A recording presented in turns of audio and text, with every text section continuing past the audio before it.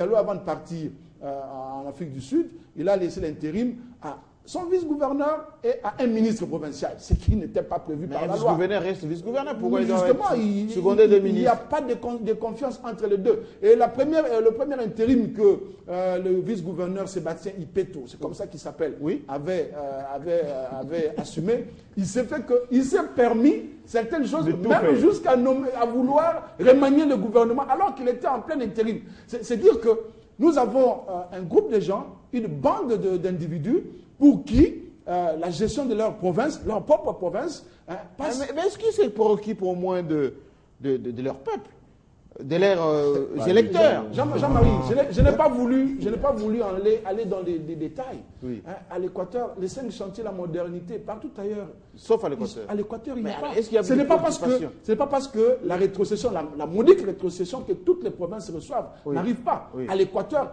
elle est dotée de la même, cette province est dotée de la même rétrocession que les autres, mais les gens se les distribuent. Les gouverneurs sont obligés d'acheter les députés provinciaux. Pour la paix. C'est réel partout ailleurs. Oui. Au Kassai occidental, par exemple, c'était un sport national. Oui. On a déjà rappelé, au Sud Kivu, avant l'avènement de Tchissambo, c'était également un sport national. Oui. Au Bas-Congo, c'était pareil.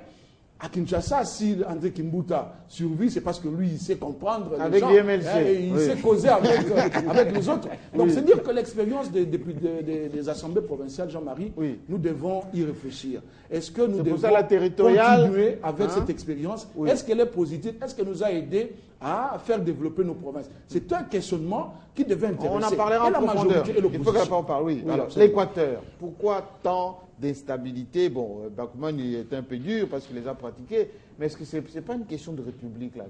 C'est pas une question de, on va dire, de la légitimité de ce qu'on envoie dans nos assemblées? Jean-Marie Kassamba, je commence par ce que je considère comme une blague aujourd'hui, mais qui est une réalité. J'ai été agressé dans un avion par un député provincial de l'Équateur. J'étais son nom ici. Oui. Nous quittons Kinshasa, nous atterrissons à Mbandaka pour quelques minutes. Nous devons de Mbandaka aller à Guado.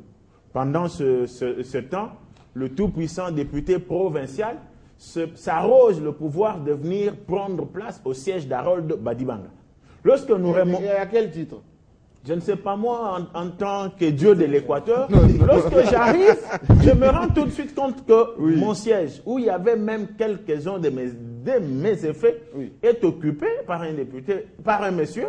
Il a pris le soin de prendre mes biens et les déposer quelque part. Honorable. Je l'interpelle, il se met à râler. Et je devais lui faire comprendre qu'un journaliste en République démocratique du Congo, un juriste, n'est pas n'importe qui. Et les témoins qui se recrutent parmi les autorités de la République savent ce qui est arrivé. Donc c'est pour dire que ce qui se passe à l'Équateur aujourd'hui, c'est la preuve d'abord, c'est la loi de 2006 qui a péché. Il n'y a pas eu de critérium normal pour se présenter comme candidat député provincial. Tous les pêcheurs d'Engolo, de tous les poissons sont devenus... Mais on a dit aussi qu'il fallait puiser dans la population, non? Puiser dans la population, oui, mais il y aurait eu un critérium pour se présenter candidat député provincial. Il fallait quand même être de tel niveau et de tel autre.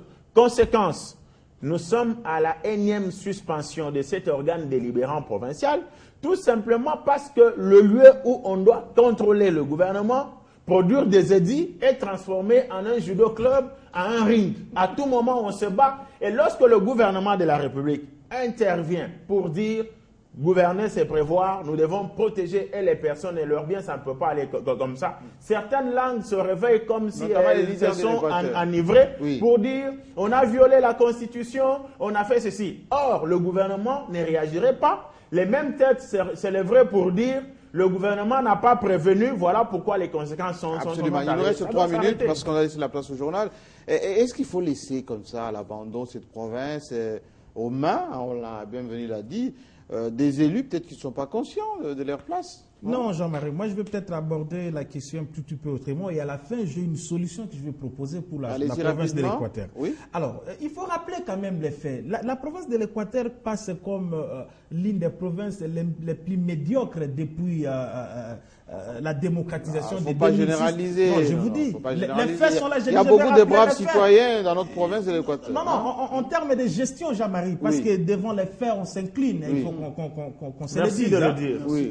Devant les faits, on s'incline. Donc, il y a 3 gouverneurs aujourd'hui. C'est vrai, il y a une traversée parce que nous sommes à la 2e législative. Makila Baende, aujourd'hui. Makila Baende, qui a été encore avec sa milice. Avec sa milice et qui a mené encore beaucoup de désordre là-dessus. Oui. Aujourd'hui, Koya Diallo, je veux souligner un fait, Jean-Marie, c'est que le problème se trouve au niveau du répondant. Politiquement, il faut savoir créer des hommes au moment X pour un besoin Y. C'est ça le problème. Les Koya Diallo là, tout ça, ainsi de suite, les Bainde, tout ça, allons un peu à l'Équateur. Moi, je vais souvent à l'Équateur. Ce sont des gens qui, sur le plan de la population, n'ont pas un feedback positif. Ça, c'est un problème. Alors, il y a des gens, oui, je vous dis, il y a des gens au niveau de la majorité. Il y a Jean-Marie Elessé qui est pas mal. Jean-Marie Elessé, les députés nationaux ici, j'ai oublié encore son Boussa. Jean-Lucien Boussa. Bon, Jean-Lucien, tout ça. Oui. Et le malheur, c'est que José Makila soit parti de la manière dont il est parti. Oui. Alors, voici la solution que moi je propose, Jean-Marie. Je pense que le président de la République se retrouverait dans une position politique un peu complexe, c'est parce qu'on dirait, on va les rappeler, Badi Bangala dit que l'Équateur c'est la province de Mobutu, c'est la province de Bemba. Non, les langues déjà disent ça. Oui. Alors que constitutionnellement, les mauvaises langues, oui. constitutionnellement, par rapport à la révision partielle qui a eu lieu en 2011 ici, il faut rappeler que le président de la République a le pouvoir de dissoudre l'Assemblée provinciale. Oui. Et moi, voici la solution que je propose. Rapidement. Que le président puisse dissoudre l'Assemblée provinciale de l'Équateur, qu'il démette le gouvernement provincial et qu'il nomme un envoyé spécial là-bas, je propose... Pour gérer provisoirement. Oui, le général Liwanga. Non, je vous dis, parce qu'avec l'Équateur, ça devient un peu trop. Il nomme le général Liwanga ou quelqu'un d'autre pour aller assumer les affaires courantes jusqu'à nouvel ordre. Vous avez bien compris. On a vu le président. Vous avez vu, par rapport au fait, je l'avais dit ici, où avez-vous vu le président du bureau de l'Assemblée provinciale se battre avec un ministre? En l'occurrence, c'est Guy Nengue. Les images sont venues ici à Kinshasa. Merci beaucoup. C'est grave, franchement. John Omongwa, terminons. En aucune province. Merci bien. Terminons le club. Je crois que mes oncles, oui, du point de vue sociologique, Anamongo, absolument. Ils ont, depuis la législature de 2006, oui, ils ont vraiment eu l'excellente idée de défendre la honte de notre province. Oui. Vraiment, ils font la honte. D'abord, par rapport à la mission de ce Parlement provincial, combien d'édits ils ont fait? Sur le budget. Seulement. Seulement. Ça, c'est un problème. Le deuxième problème, c'est que les amis ont parlé de la dissolution. Déjà, les gens qui s'agitent à Kinshasa, ce sont ceux qui ont intérêt dans la crise. Qui bénéficient de la rétrocession. Le gâteau maintenant leur sera retiré. Je pense que la décision du gouvernement est une décision rationnelle et soutenue même par la population. Aujourd'hui, la société civile a initié une pétition pour demander au chef de l'État de dissoudre carrément cette assemblée provinciale. Les jeunes se sont soulevés. Ils ont demandé encore au chef ils ont organisé une manifestation aujourd'hui. C'est dire que c'est une décision rationnelle. Et moi, j'encourage le gouvernement qui a même bloqué les frais. Comment vous allez continuer à bouffer les frais de la République sans accomplir ce travail? Et je termine en disant que sur le plan politique, on présente le président Kabila comme un président qui n'a pas un regard sur l'Équateur. Ce qui est un mensonge, parce qu'eux-mêmes, les ressortissants de l'Équateur, ils sont au pouvoir, ils ont le pouvoir, mais ils ne font rien pour leur population. Merci beaucoup. Donc, vous avez toute l'attitude, parce qu'on est très suivi en Bandaga naturellement, de répondre, même pas dans ce débat, parce que ça c'est un débat de journalistes, mais si vous le désirez, venez faire des émissions ici à Télé 50 pour justifier ces manques de leadership et ces désordres quasi continuels à l'Équateur.